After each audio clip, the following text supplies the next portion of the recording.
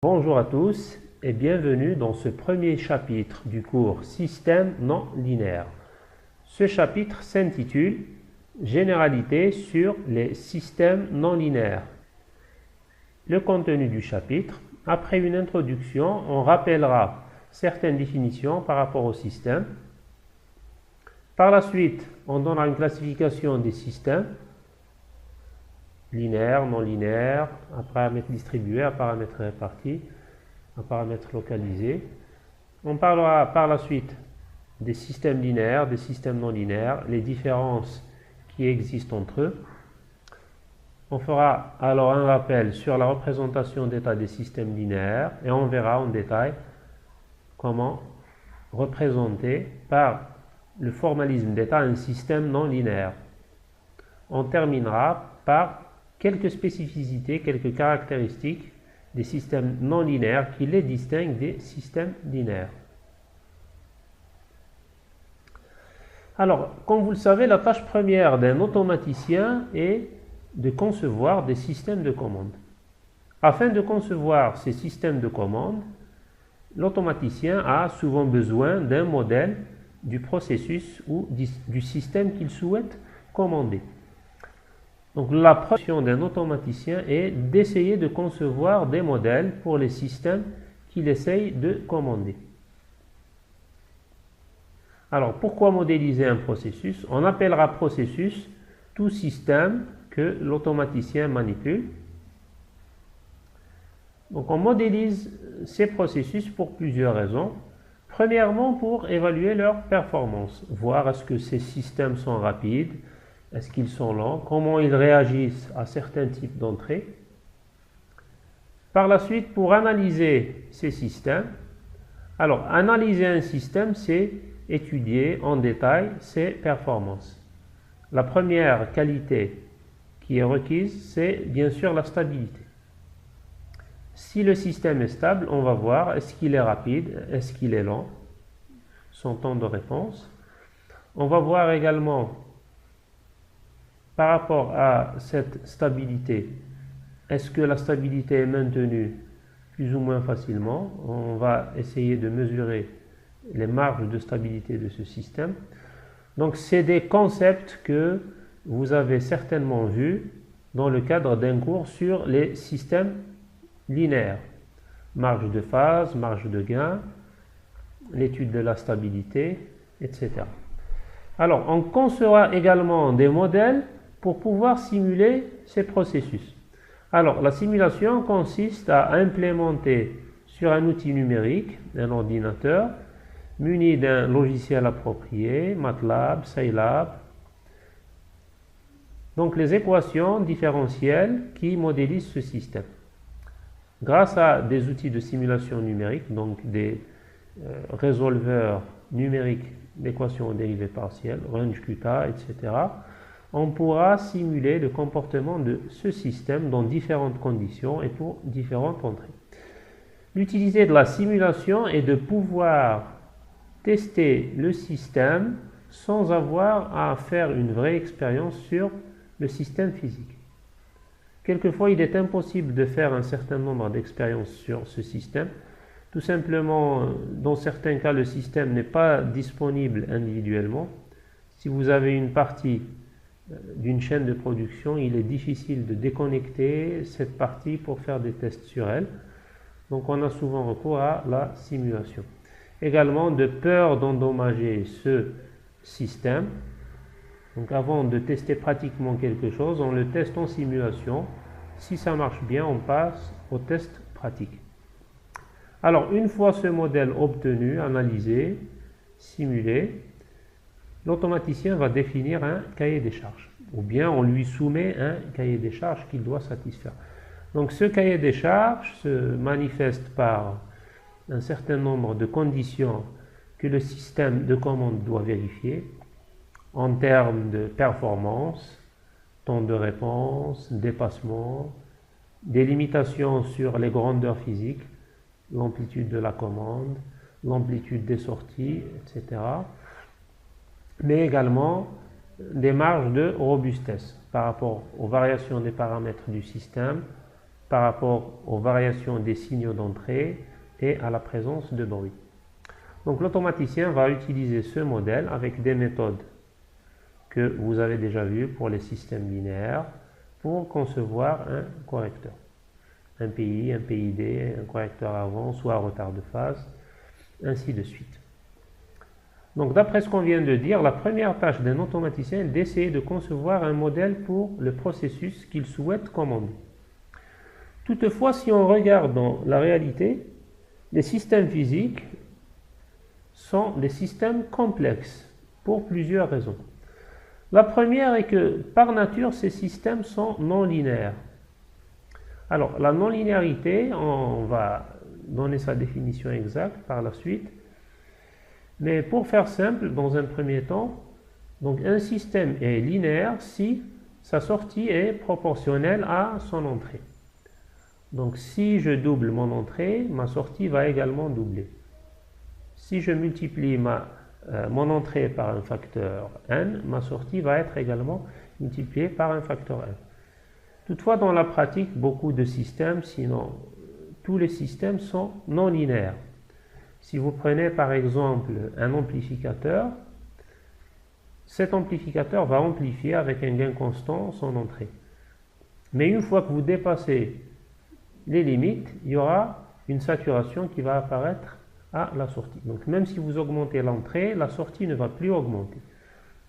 Alors le système se comporte dans ce cas de façon non linéaire. On va voir d'autres types de non-linéarité. Donc ça, c'est le premier inconvénient, la non-linéarité des systèmes. La deuxième difficulté, c'est que la majorité des systèmes physiques sont à paramètres distribués. Alors, un système est à paramètres distribués s'il est décrit par des équations aux dérivées partielles. Alors, une équation aux dérivées partielles est une équation différentielle qui fait apparaître des dérivées de la grandeur physique considérée par rapport aux différentes variables dont dépend cette grandeur. Ça peut être ses coordonnées spatiales, x, y ou z. Ça peut être également sa dérivée par rapport au temps. Donc tout ça exprimé sous forme de dérivée partielle. Donc si vous prenez par exemple une barre de fer et que vous la chauffez au bout avec une source de chaleur, la température à un point x, un point situé à une distance x de la source de chaleur, sera décrite par une équation aux dérivées partielles par rapport à x et par rapport au temps. C'est le même cas également si vous prenez une poutre, donc une poutre qui est insérée dans un mur et que vous appliquez un effort sur cette poutre. Également, le mouvement ou la flexion de cette poutre sera décrite par des équations aux dérivées partielles qui vont dépendre du temps et de l'endroit où vous appliquez votre contrainte. Par nature, les systèmes physiques sont complexes. Complexes parce qu'ils sont composés de plusieurs sous-systèmes. Si vous prenez un avion, une voiture ou tout autre système, il est composé lui-même de plusieurs sous-systèmes. Donc si on souhaite obtenir un modèle au détail fin de ce système, on devra modéliser tous ces sous-systèmes. Donc dans un avion, il faudra modéliser l'aérodynamique, la rugosité de l'avion, il faudra modéliser les réacteurs, ainsi de suite. Tous les phénomènes donc, et toutes les parties qui interviennent pour constituer ce système. Alors si on tient compte de tout ce qu'on vient de dire, on aboutira à des modèles très très complexes qui vont inclure un nombre très important de variables, un nombre très important d'équations. Ces équations seront des équations aux dérivées partielles. Ce modèle sera inutilisable par un automaticien. Vous avez l'habitude de manipuler des fonctions de transfert, des équations différentielles linéaires. Alors imaginez un modèle avec plus de 100 variables et plus de 100 équations aux dérivées partielles. Ça sera ingérable. N'oubliez pas que le but de l'automaticien est d'analyser et de concevoir un correcteur. La solution Eh bien, comme pour beaucoup de problèmes en sciences de l'ingénieur et en physique, on doit poser un certain nombre d'hypothèses qui vont simplifier notre problème pour nous ramener à un modèle de complexité moindre et qui sera facilement manipulable par un automaticien pour l'analyser et pour concevoir un correcteur. Bien sûr, l'automaticien doit justifier toutes les hypothèses qu'il pose pour simplifier ce modèle.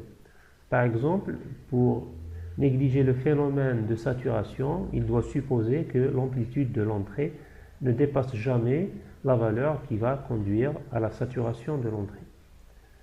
De même, si on considère un système décrit par des équations en dérivée partielle, on doit supposer par exemple que la poutre est une structure rigide, qu'elle ne va pas fléchir, et à ce moment-là, il suffira de considérer les lois de Newton pour les corps rigides. Alors une fois ce modèle obtenu, l'automaticien va l'analyser. Vous avez vu des outils pour l'analyse des systèmes linéaires. Par exemple, pour l'analyse de stabilité, vous avez vu un certain nombre de critères algébriques, un certain nombre de critères géométriques. Les critères algébriques comme le critère de Roth, la table de Roth, pour étudier la stabilité à partir des coefficients du polynôme caractéristique. Vous avez également vu des critères géométriques comme le critère de Nyquist ou le critère du revers pour étudier la stabilité d'un système de commande. Donc une fois cette stabilité ou toutes ces propriétés analysées, l'automaticien va définir ou va lire le cahier de charges qu'on lui a imposé afin de concevoir un système de commande pour répondre à ce cahier des charges. Alors, l'automaticien peut envisager deux solutions. Soit il considère un modèle simplifié linéaire pour ce système à commander. À ce moment-là, il va utiliser les outils de l'automatique linéaire, et c'est ce qui a été fait avec un certain nombre de succès jusqu'à il n'y a pas longtemps, donc ça continue de se faire également. Donc on synthétise des correcteurs linéaires. Bon, pour beaucoup de systèmes, ça marche bien. Donc l'idée, c'est de localiser le comportement du système autour d'un point de fonctionnement. Un point de fonctionnement est un point pour le système où toutes les grandeurs sont constantes. Quand je parle de grandeur, je parle bien sûr de grandeur d'entrée, les signaux de commande, les grandeurs de sortie, les mesures, et également les variables internes. Si on prend par exemple un moteur électrique, si je soumets ce moteur à une tension d'entrée constante, on va dire 12 volts, il y aura un courant qui va circuler à l'intérieur. Donc ce courant va passer par un régime transitoire pour atteindre une valeur finale et il va se stabiliser autour de cette valeur finale, on va dire 2 ampères. Et la vitesse du moteur va également passer par un régime transitoire pour se stabiliser autour d'une valeur finale, un régime permanent, on va dire 1200 ou 1500 tours par minute.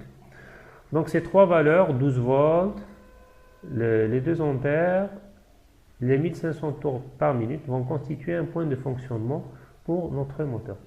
Si on souhaite linéariser notre moteur, on va prendre ces équations comportementales, les équations différentielles non linéaires à la base, et on va les linéariser autour de ce point de fonctionnement. Ça va nous donner des équations différentielles linéaires ou un modèle linéaire qu'on peut décrire par une fonction de transfert, par exemple. La deuxième façon de faire pour l'automaticien, c'est d'utiliser directement le modèle non linéaire.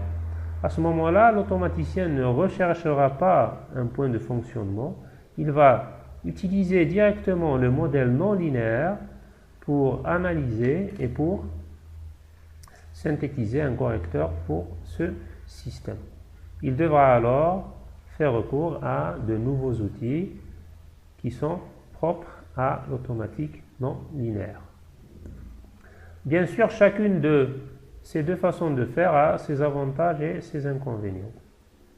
Si on regarde la première façon de faire, linéariser et puis concevoir un correcteur linéaire, l'avantage est qu'elle conduit à un modèle simple, la fonction de transfert ou la représentation d'état.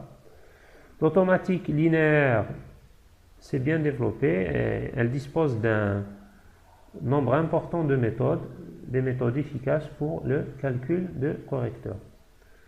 Vous avez vu un certain nombre de ces méthodes, les correcteurs conventionnels, les PI, les PID, avance et retard de phase, la commande par placement de pôle, si on utilise un correcteur RST par exemple, ou une commande dans l'espace d'état.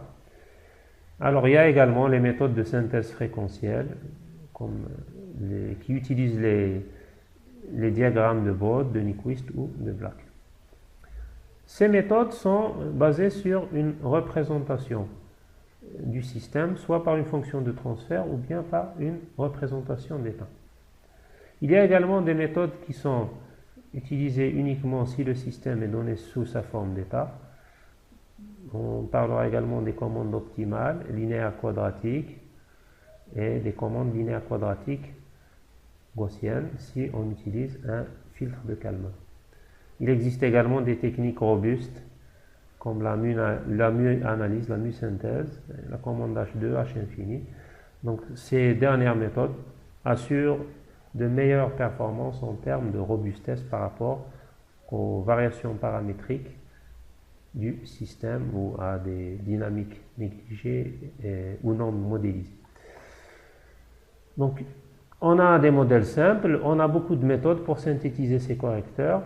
Également, comme les correcteurs obtenus sont des correcteurs linéaires, ils seront facilement implémentables. On peut les implémenter soit de façon analogique, grâce à des anti-op, des condensateurs, des composants actifs, des composants passifs. Bien sûr, on peut les implémenter numériquement avec un calculateur. L'inconvénient de ces méthodes, c'est qu'elles sont limitées. Comme on l'a vu, elles se basent sur le linéarisé tangent autour d'un point de fonctionnement. Si on s'éloigne de ce point de fonctionnement et que la non-linéarité du système est assez forte, les performances vont se dégrader, tout simplement parce que les hypothèses qu'on a posées au départ ne tiennent plus la route. Alors une analyse linéaire d'un système non linéaire ne permet pas toujours d'expliquer certains phénomènes qu'on observe, comme les phénomènes de pompage, les cycles limites. Donc c'est des oscillations que le système va présenter. Donc là on vient de voir les avantages et les inconvénients d'utiliser une approche purement linéaire pour l'analyse et la synthèse d'un correcteur pour un système. La deuxième façon de faire est de considérer les équations non linéaires comme telles, de ne pas les linéariser, de ne pas les simplifier autour d'un point de fonctionnement et de concevoir un correcteur non linéaire directement à partir de ces équations. L'avantage est que on ne se limite pas à un point de fonctionnement ou au voisinage d'un point de fonctionnement. On prend le modèle tel qu'il est. Comme on a pris le modèle tel qu'il est, la plage de validité de ce modèle sera plus grande. Elle ne sera pas limitée au point de fonctionnement. Et les correcteurs qu'on va obtenir ne seront pas aussi limités au voisinage du point de fonctionnement. On pourra, par exemple, imposer des excursions plus importantes aux consignes et le point de fonctionnement ne sera plus une contrainte. L'inconvénient est que les correcteurs qu'on va obtenir seront plus complexes. Ce ne sera pas des correcteurs linéaires et leur implémentation sera plus difficile. Naturellement, quelque chose de plus complexe est souvent plus coûteux à implémenter. Alors, donc, ce qu'on vient de voir, c'est juste un aperçu sur la façon avec laquelle un automaticien procède, soit en utilisant des méthodes linéaires ou des méthodes non linéaires, et naturellement les avantages et les inconvénients de chacune. Avant de parler de systèmes non linéaires proprement dit, on va faire un petit rappel sur les systèmes de façon générale, très brièvement. Alors, on appelle un système physique ou un processus un ensemble d'éléments reliés les uns aux autres pour former un tout qui réalise un certain objectif ou une certaine fonction. Donc si vous prenez une voiture, elle est constituée de moteurs, de circuits électroniques, de parties mécaniques, donc de beaucoup de sous-systèmes qui sont reliés entre eux, et tout cet ensemble forme un seul système qui est la voiture. Donc là, c'est le système physique, c'est le système qui existe réellement. Un autre concept est celui de système dynamique. Alors, le système dynamique, c'est un concept mathématique, c'est le modèle mathématique du processus physique. Donc, on passe de la réalité physique à un modèle mathématique. Et ce modèle mathématique, on l'appelle souvent système dynamique. Donc, ce système est un ensemble d'équations. Donc on les appelle des équations algébro-différentielles, puisqu'elles vont inclure des expressions algébriques et des différentiels, des dérivés.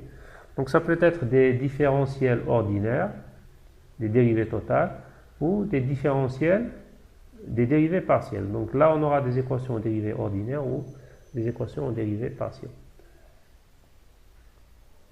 Donc les équations aux dérivés ordinaires, on les appelle ODE, Ordinary Differential Equations, et les équations aux dérivés partiels, on les appelle PDE, Partial Derivative Equations.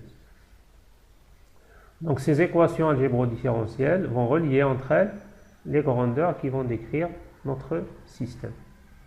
Essentiellement, on aura deux grandeurs, les grandeurs d'entrée qui vont permettre d'agir sur ce système, et les grandeurs de sortie qui vont nous permettre de voir le comportement du système. Alors, parmi les grandeurs d'entrée, bien sûr, on a des grandeurs qu'on peut contrôler, ce sont nos signaux de commande. Des grandeurs qu'on ne peut pas contrôler, ce sont les bruits, ainsi que les perturbations. De même, les grandeurs de sortie, on peut mesurer certaines grandeurs, mais bon, c'est des grandeurs qui seront utilisées par la suite pour concevoir des systèmes de compte. Alors on va donner une classification des systèmes pour essayer de distinguer les systèmes linéaires des systèmes non linéaires. Donc pour classifier, on doit définir des critères de classification ou des propriétés qui vont être vérifiées pour chaque classe. Les systèmes dynamiques, de façon générale, peuvent être divisés en deux grandes catégories. Les systèmes à paramètres localisés, décrits par des équations différentielles ordinaires, et les systèmes à paramètres répartis, décrits par des équations différentielles partielles. Pour les systèmes à paramètres localisés, on aura deux grandes catégories, les systèmes non linéaires et les systèmes linéaires. On verra par la suite le détail des systèmes, des différentes classes des systèmes linéaires. La classe principale, c'est celle des systèmes à paramètres variants. Dans ce cas, les paramètres du système varient dans le temps. Une sous-classe de cette grande classe est les systèmes à temps variant. Dans ce cas, le paramètre qui varie, c'est tout simplement le temps. Et quand ces paramètres sont constants, on aura le cas des systèmes linéaires à temps invariant. C'est l'hypothèse qu'on posait jusqu'à présent lors d'études des systèmes linéaires. Donc on considérait toujours que les systèmes étaient linéaires à paramètres invariants. Pour les systèmes non linéaires, on aura deux grandes catégories. Les systèmes affinant la commande. Dans ce cas, la commande s'exprime, apparaît plutôt dans les équations comme un terme U multiplié par une certaine fonction. Si ce n'est pas le cas, on aura donc des systèmes non linéaires, non affinant la commande.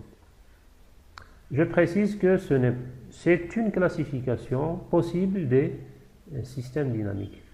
Si on définit d'autres critères, on aura bien sûr une autre classification.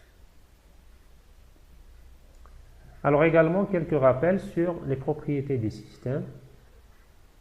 Un système déterministe, c'est un système qui donne toujours la même sortie si on lui donne la même entrée.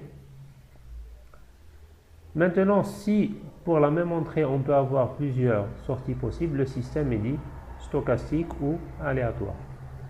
Un système causal est un système qui ne répond pas avant d'être excité. C'est le cas de tous les systèmes physiques. La sortie y de t va dans ce cas uniquement dépendre des valeurs antérieures de l'entrée. Donc la sortie ne pourra pas dépendre d'une entrée future.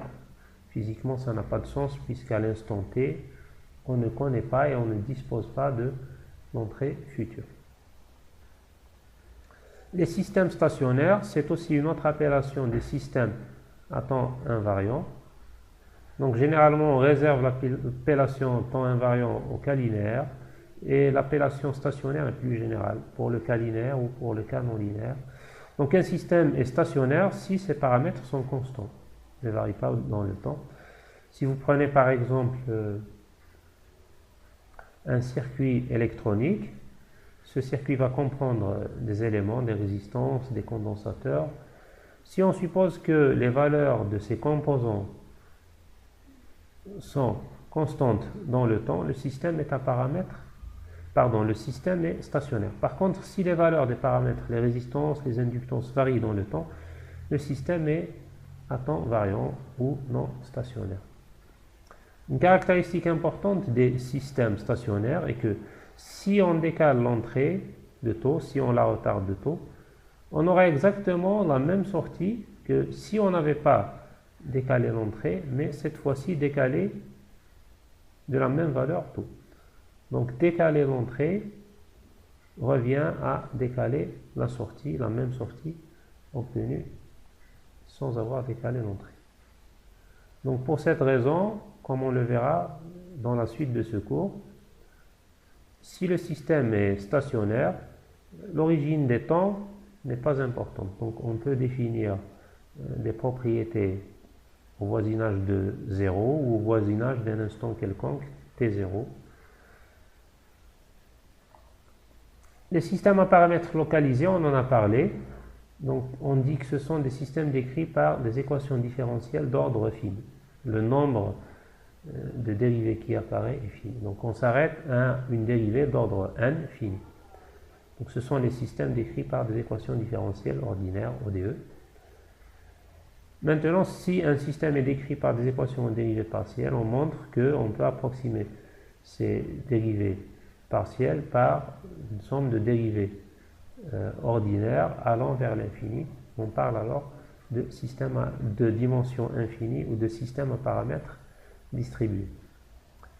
Les systèmes statiques sont des systèmes qui répondent instantanément une fois qu'on les a excités. Physiquement, ça n'existe pas. Donc si le système est statique, il est décrit par une équation algébrique, il n'y a pas de dérivée. C'est une équation différentielle d'ordre nul qui décrit son comportement. Maintenant, si le comportement du système est décrit par une équation différentielle, on dit que le système est dynamique. Certaines hypothèses permettent de ramener des systèmes dynamiques à des systèmes statiques, si on néglige le temps de réponse de ce système. Si vous prenez par exemple un amplificateur qui alimente un moteur, si l'amplificateur répond au bout d'une microseconde et que le moteur répond au bout de 100 millisecondes, naturellement, on peut négliger le temps de réponse de l'amplificateur par rapport à celui du moteur et considérer dans ce cas que l'amplificateur est un système statique. Donc la sortie peut être décrite par exemple par la multiplication d'un gain par son entrée, qui est le gain de l'amplificateur. Donc tout dépend des constantes de temps des systèmes et dans quel contexte ils sont utilisés. Alors les systèmes monovariables ou multivariables, c'est par rapport au nombre d'entrées et de sorties. Si on a plus d'une entrée ou plus d'une sortie, le système est multivariable. On parle de système MIMO, multi-input, multi-output. Si on a une seule entrée, une seule sortie, le système est monovariable. On parle de système CISO, single input, single output. Donc là, on a juste revu quelques propriétés des systèmes dynamiques. On va maintenant parler des définitions des systèmes linéaires et des systèmes non linéaires. On va commencer par donner la définition d'un système linéaire. Un système S, un opérateur qui transforme des entrées U en sorties Y, répond au principe de superposition si sa sortie a la somme pondérée des entrées. Là, on a une somme pondérée. Les entrées, ce sont les UI, I allant de 1 à R,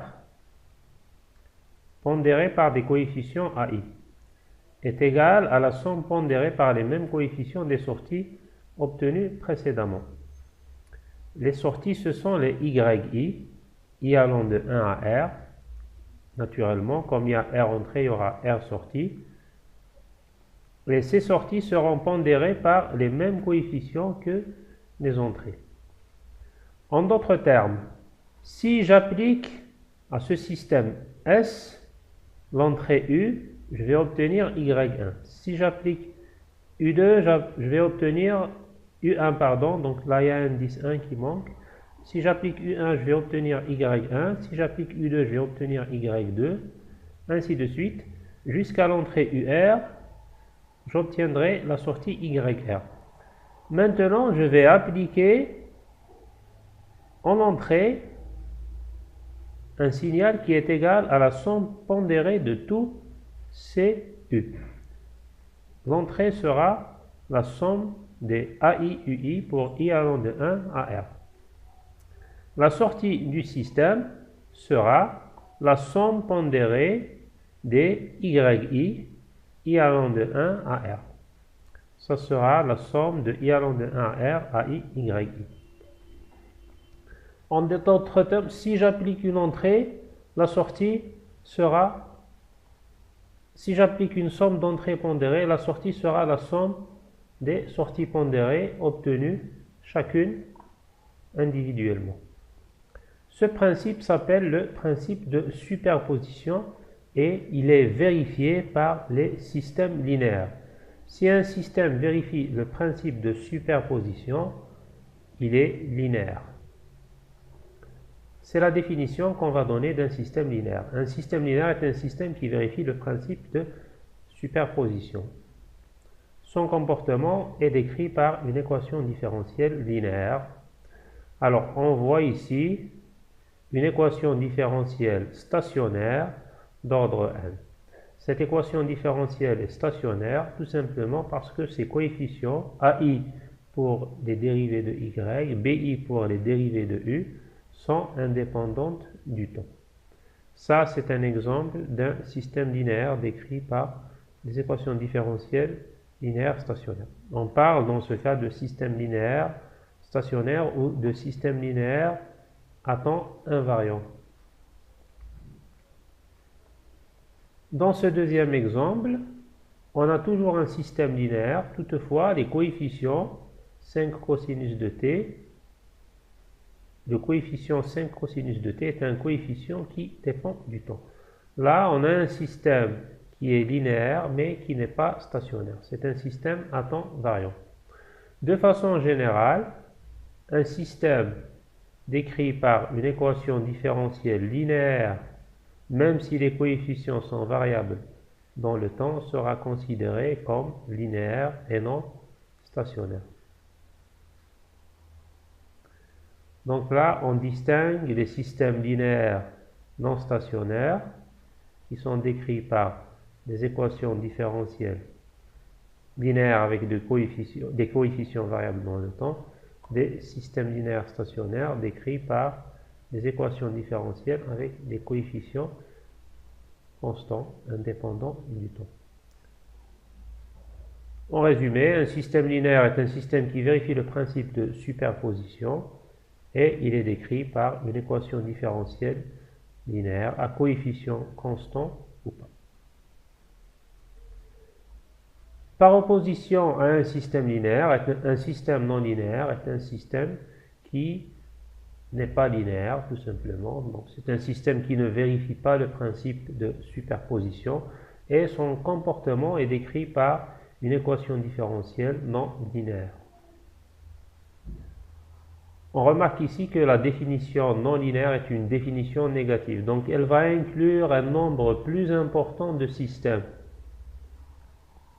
Si je dis par exemple les voitures rouges et les voitures non rouges, il y aura certainement beaucoup plus de voitures non rouges que de voitures rouges, parce que les voitures non rouges sont données par une définition négative.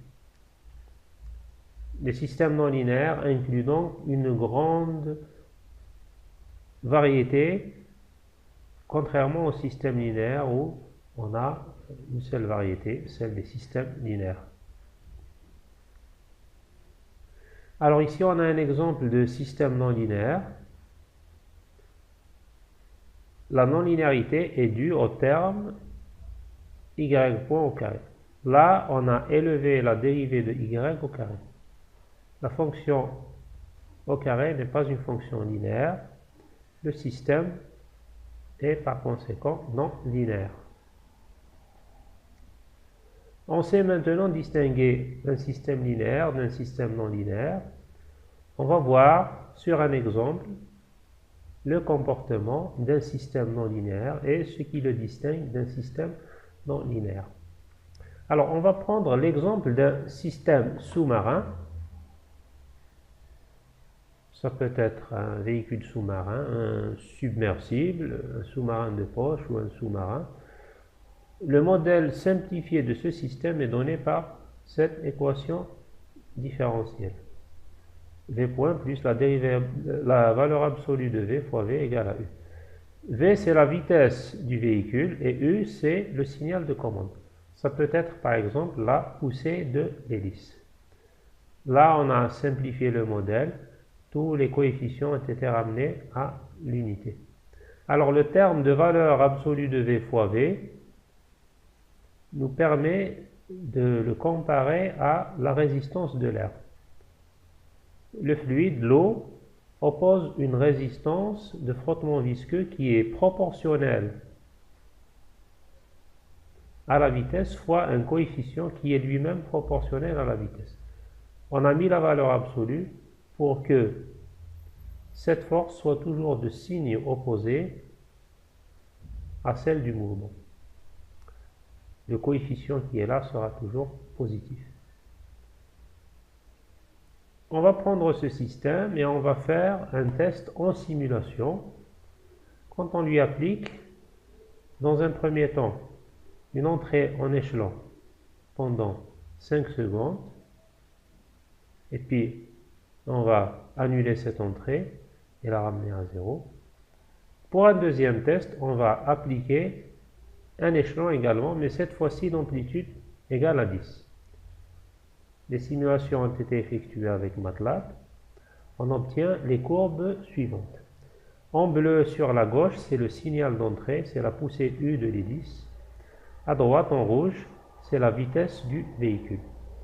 Dans notre première expérience, on a appliqué un échelon d'amplitude 1 pendant 5 secondes. Et pendant les 5 secondes restantes, il n'y a plus d'entrée. L'entrée a été ramenée à 0. Alors, on voit que dès qu'on applique l'échelon, l'amplitude commence à monter jusqu'à atteindre une valeur en régime permanent qui est égale à 1.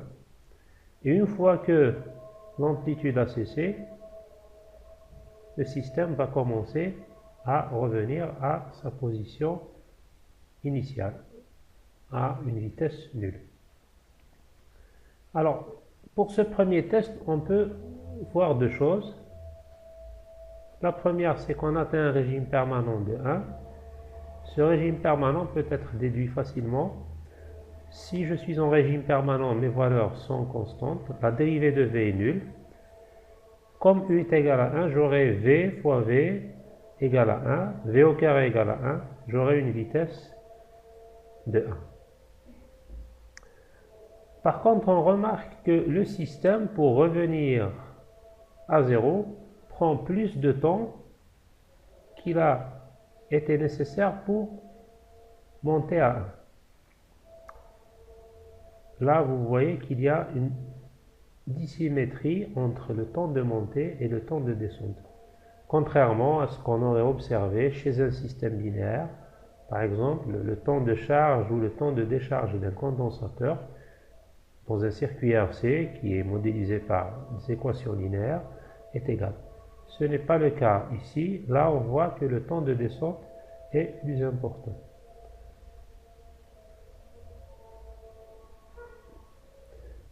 Notre deuxième expérience consiste à appliquer une entrée 10 fois supérieure à la première. Si le système était linéaire, naturellement, on aurait eu une sortie 10 fois supérieure à celle obtenue avec une entrée de 1. Là, par contre, on voit que on se stabilise autour d'une valeur légèrement supérieure à 3. Alors, pour obtenir cette valeur exactement, même chose, on remplace U par 10, on est en régime permanent, V point est nul, on aura V au carré égale à 10. Et la vitesse en régime permanent sera égale à la racine de 10, donc 3,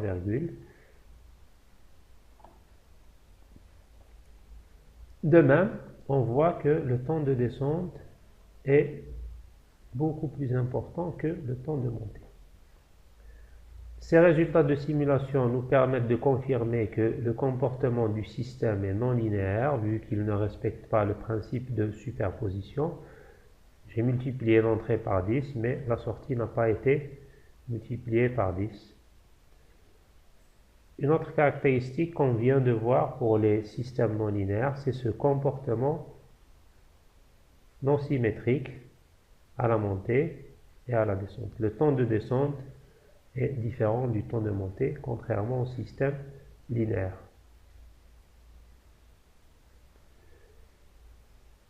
En résumant ce qu'on vient de dire, le comportement dissymétrique est une caractéristique des systèmes non linéaires. Le temps de montée est différent du système. Pour ce système non linéaire, le temps de montée est différent du temps de descente. De même, le principe de superposition n'est pas respecté. En multipliant l'entrée par 10, la sortie n'a pas été multipliée par 10. On va maintenant faire un bref rappel de la notion d'état et de la représentation d'état d'un système linéaire. L'état d'un système est tout simplement le résumé de son passé. On dit que c'est la mémoire du passé du système.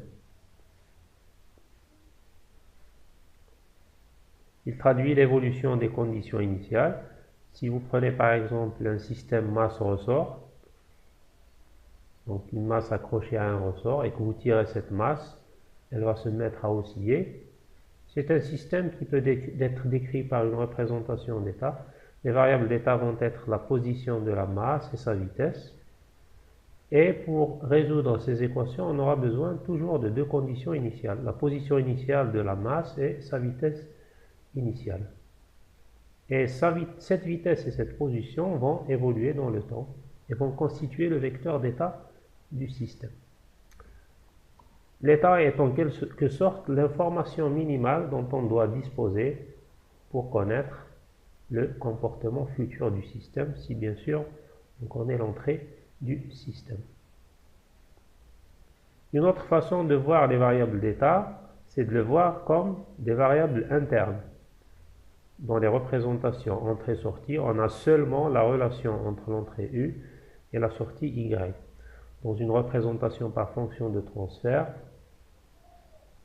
on a uniquement la relation entre U et Y.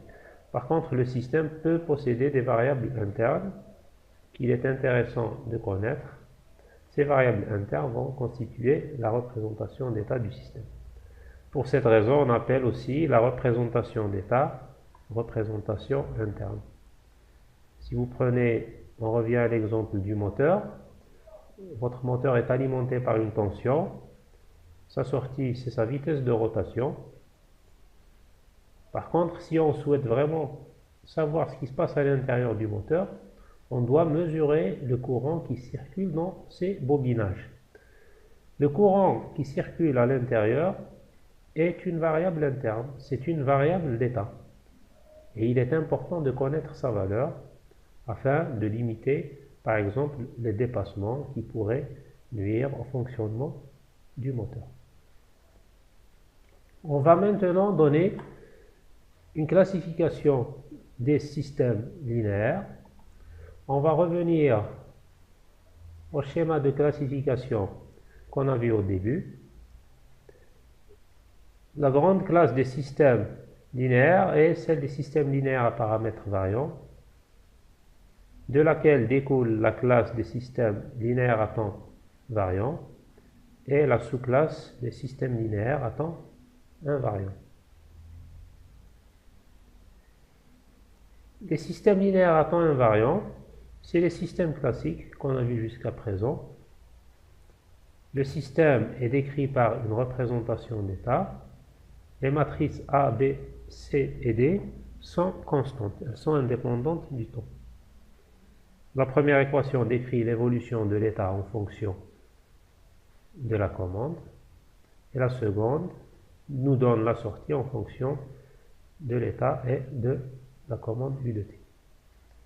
Juste pour rappel, dans le cas des systèmes strictement propres, la matrice D, les systèmes strictement propres, ce sont les systèmes décrits par une fonction de transfert où le degré du numérateur est strictement inférieur à celui, où le degré du numérateur, oui, est strictement inférieur à celui du dénominateur.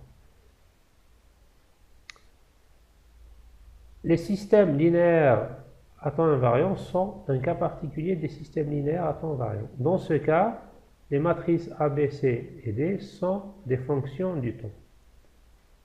Le système varie dans le temps. C'est un système qui est bien sûr non stationnaire.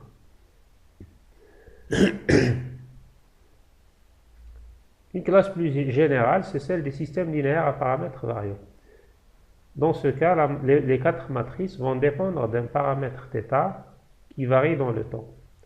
Bien sûr, on ne connaît pas l'expression de θ de t, sinon si je connais cette expression et que je la remplace, je me ramène au cas des systèmes linéaires à temps variant. Si vous prenez par exemple un avion qui évolue dans l'atmosphère, la densité de l'air varie en fonction de l'altitude, des conditions météorologiques. Cette densité est une fonction qui varie dans le temps, mais on ne connaît pas par avance sa variation. Si je décris mon avion par un formalisme, une représentation d'état, les quatre matrices vont dépendre de la densité de l'air qui est un paramètre variant dans le temps. On obtiendra dans ce cas un système linéaire à paramètres variants.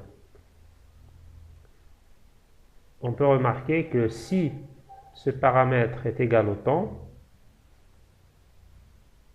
on passe à la classe particulière des systèmes linéaires à temps variant.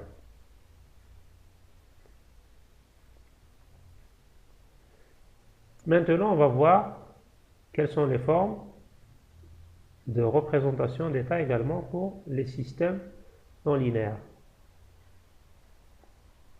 La forme générale est celle qui est donnée par ces deux équations.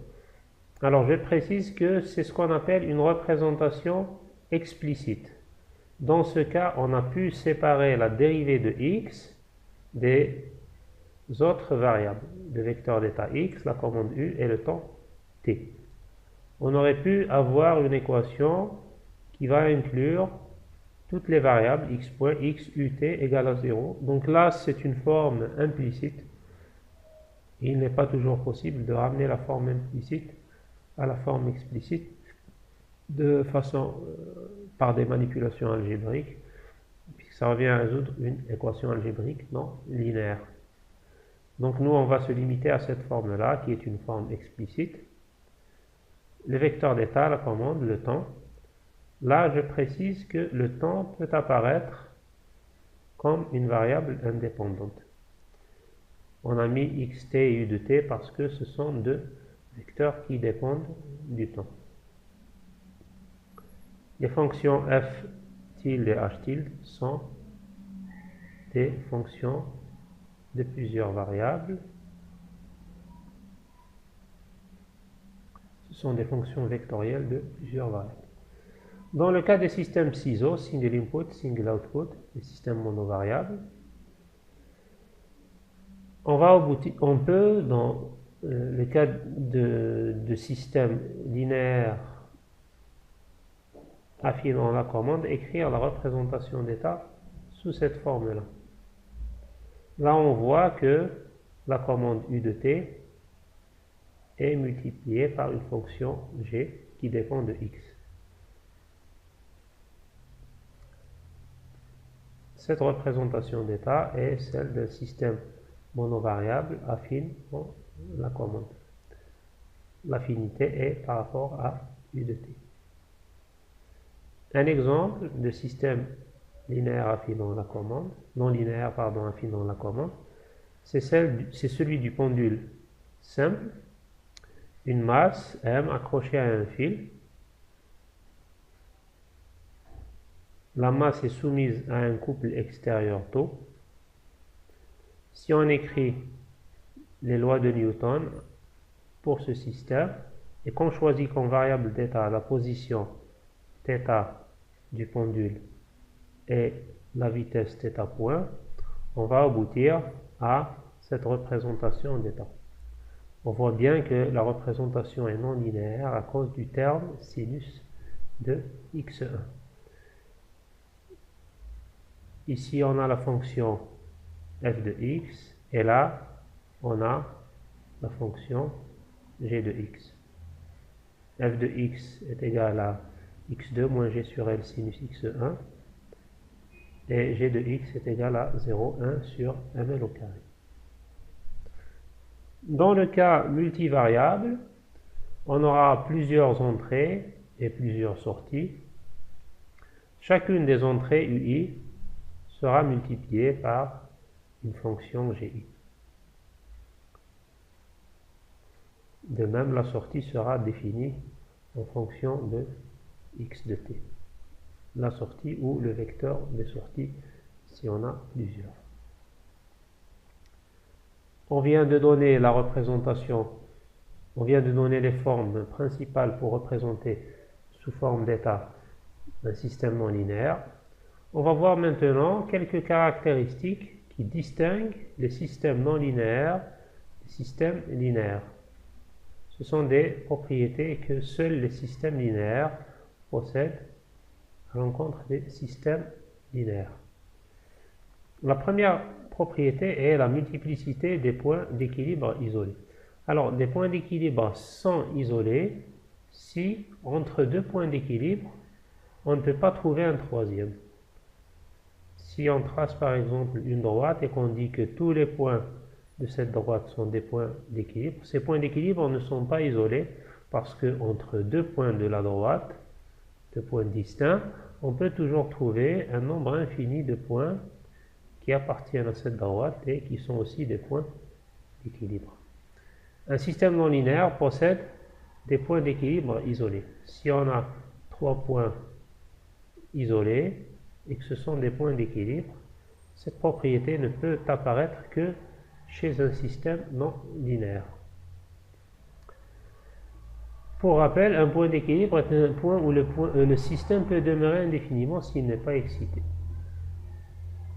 Si je reviens par exemple au pendule, si je mets mon pendule perpendiculairement et qu'il n'a pas de vitesse initiale, il va rester indéfiniment dans cette position, qui est un point de repos. Donc ça correspond à un θ nul et un θ point nul, une position initiale nulle et une vitesse initiale nulle. Alors on va voir la multiplicité des points d'équilibre pour un système non linéaire. On considère ce système du premier ordre, décrit par l'équation différentielle x point égale moins x plus x au carré. La non-linéarité est bien entendu incluse dans le terme x au carré. Alors on a calculé le linéarisé tangent autour de 0, tout simplement en éliminant le terme non linéaire, et on aura pour linéariser tangent le système décrit par l'équation x point égale moins x. Ce point a bien sûr un seul point d'équilibre. Pour calculer des points d'équilibre, on pose que la dérivée est nulle. Comme on est à l'équilibre, toutes les grandeurs sont constantes, et comme les grandeurs sont constantes, leurs dérivées sont nulles. Si j'annule x point, j'aurai moins x égale à 0, ce qui implique que x est égal à 0. Ce système possède un seul point d'équilibre, xe égale à 0. Maintenant, si je reprends mon système non linéaire, si j'intègre cette équation différentielle pour la résoudre, je vais obtenir l'expression suivante pour la solution. Alors, cette solution, si je considère les valeurs x égale à 0 et x égale à 1 et que je les remplace en x0, je vais obtenir des valeurs constantes. À ce moment-là, le système sera à l'équilibre. On peut vérifier ceci également en résolvant l'équation moins x plus x au carré égale à 0. On va trouver deux solutions réelles qui sont x égale à 0 et x égale à 1. En conclusion, ce système possède deux points d'équilibre, x égale à 0 et x égale à 1, qui sont bien sûr des points d'équilibre isolés. Une deuxième caractéristique des systèmes non linéaires est la présence de cycles limites. Qu'est-ce qu'un cycle limite?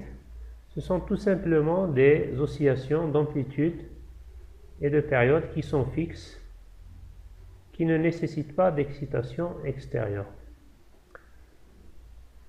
Vous savez qu'un système linéaire qui ne possède pas d'entrée, qui est soumis seulement à des conditions initiales, et s'il évolue à partir des conditions initiales, peut faire le siège d'oscillations auto-entretenues, des oscillations sinusoïdales, s'il possède des pôles sur l'axe imaginaire. Si vous prenez par exemple une fonction de transfert g de s égale à 1 sur s au carré plus 1, si vous soumettez ce système à une condition initiale non nulle, la sortie sera un signal sinusoïdal, du fait que ce système possède des pôles en J et en moins J. Par contre, ces oscillations vont avoir une amplitude qui va dépendre des conditions initiales. Leur fréquence est fixe, mais si je change les conditions initiales, l'amplitude des oscillations va changer.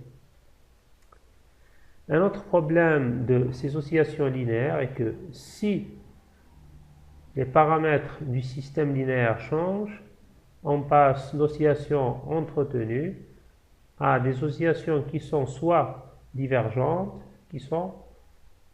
ou soit convergentes, donc qui vont revenir à 0.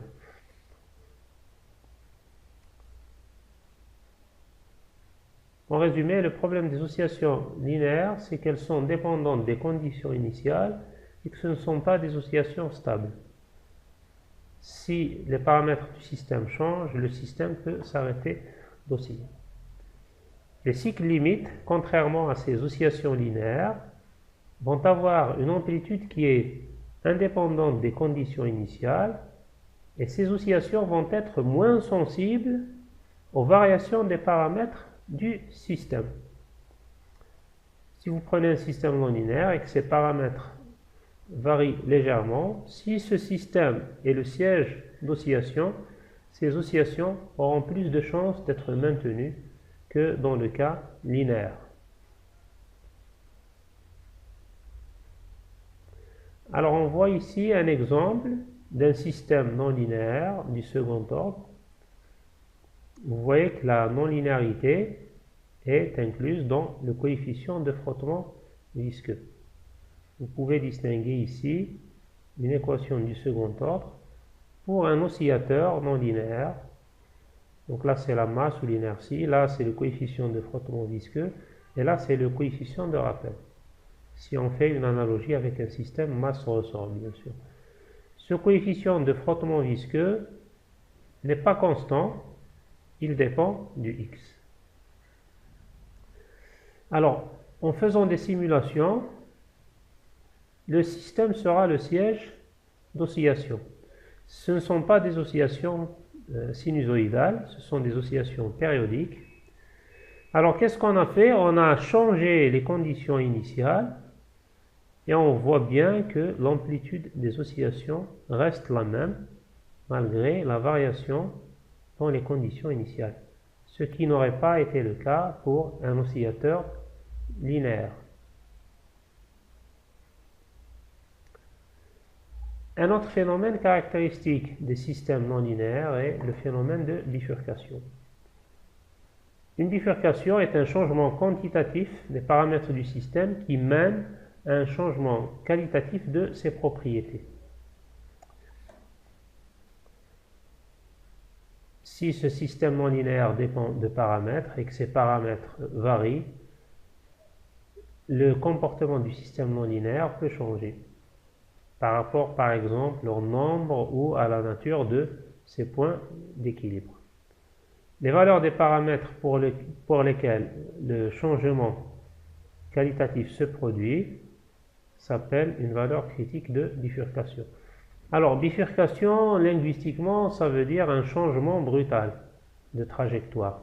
C'est ce qui arrive au système non linéaire à la valeur critique de bifurcation.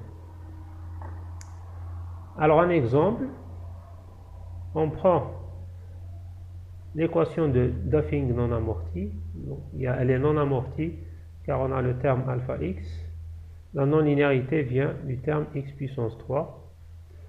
Si on calcule les points d'équilibre en fonction de alpha, pour des valeurs de alpha négatives, on aura 3 points d'équilibre. Pour des valeurs de alpha positives, on aura un seul point d'équilibre qui est l'origine. Alors si on représente ces valeurs en fonction de alpha, pour alpha inférieur à 0, on aura 3 points d'équilibre, et pour alpha supérieur à 0, on aura un seul point d'équilibre. Cette représentation aura la forme d'une fourchette ou d'une fourche, d'où l'appellation de bifurcation de pitchfork. Fork en anglais veut dire fourchette. Une dernière caractéristique des systèmes non linéaires est celle du comportement chaotique.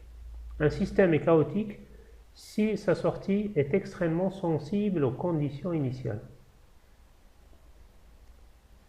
L'exemple qui est typiquement donné pour le chaos est celui des battements d'ailes d'un papillon qui pourrait changer la trajectoire d'un ouragan. Donc, quelque chose de très faible, qui est le battement d'aile d'un papillon qui cause une variation très faible dans la pression atmosphérique, peut changer la trajectoire d'un ouragan qui est quelque chose d'énorme. Pour un système chaotique, la sortie est imprévisible, même si on a un modèle mathématique exact et si l'outil de simulation est très puissant. Ce n'est pas un problème d'exactitude de modèle ou de puissance d'outil de simulation, c'est la nature même du système qui fait que le système a un comportement chaotique. Par cette nature chaotique, on ne peut pas prévoir avec une précision suffisante, ou on ne peut pas prévoir du tout le comportement du système sur un horizon suffisamment grand. Plus on s'éloigne de l'instant initial, plus notre prévision risque d'être erronée. Un exemple typique de système chaotique sont les systèmes de prévision météorologique. Les systèmes de prévision météorologique disposent de données comme les observations satellitaires, les mesures de pression, de température, de vitesse de vent relevées sur les stations météo. Toutes ces données sont transmises à des superordinateurs qui implémentent un modèle mathématique de l'atmosphère. Ce modèle nous permet d'avoir des prévisions météorologiques. Toutefois, les prévisions sont limitées dans le temps, quelques jours. Si on essaie de faire une prévision sur un horizon plus important, le risque d'erreur augmente fortement. Un exemple de système chaotique, le système qui est décrit par cette équation différentielle, ça peut être par exemple le modèle d'une structure mécanique faiblement atténuée, qui oscille beaucoup. Et là, on excite cette structure par des oscillations sinusoïdales. Donc, on fait la simulation avec des conditions initiales très proches. Là, je démarre avec un x0 de 2 et un x.20 de 3. Là, je rajoute 0,1 aux deux conditions initiales. En rouge, les premières conditions initiales, en vert, les deuxièmes conditions initiales. On observe qu'après un certain horizon, au-delà de 20 secondes, les deux sorties deviennent nettement distinctes l'une de l'autre. En résumé, un système chaotique est un système qu'on ne peut pas prédire sur un horizon suffisamment long.